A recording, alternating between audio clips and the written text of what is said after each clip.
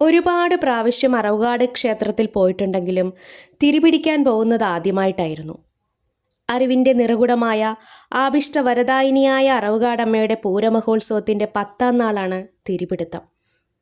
തിരികൾ നമ്മൾ തന്നെ ഉണ്ടാക്കിക്കൊണ്ട് ചെല്ലണം. ആദ്യമായിട്ടായതുകൊണ്ട് തിരികൾ എങ്ങനെയാണ് ഉണ്ടാക്കുന്നതെന്ന് അറിയില്ലായിരുന്നു.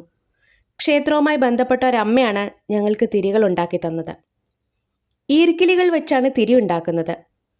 ഓരോ ഈർക്കിൽ തുണിയിൽ ചുറ്റിയെടുക്കും.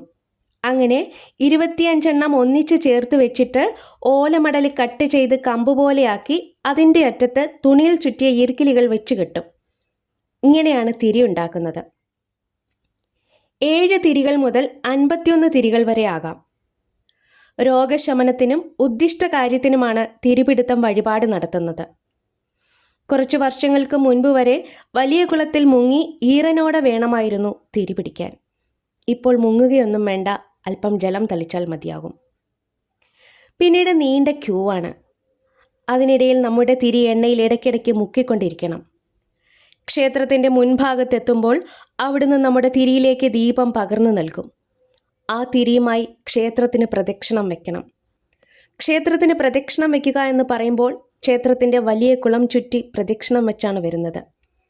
അവസാനം ഈ തിരികൾ ഇഷ്ടികകൾ കൊണ്ട് തീർത്ത ഒരു വലിയ കളത്തിലേക്ക് ഇടുകയാണ് ചെയ്യുന്നത്. രാത്രി 7 മണിക്ക് ആരംഭിക്കുന്ന തിരിപിടുത്തം 12:30 വരെ നീളും.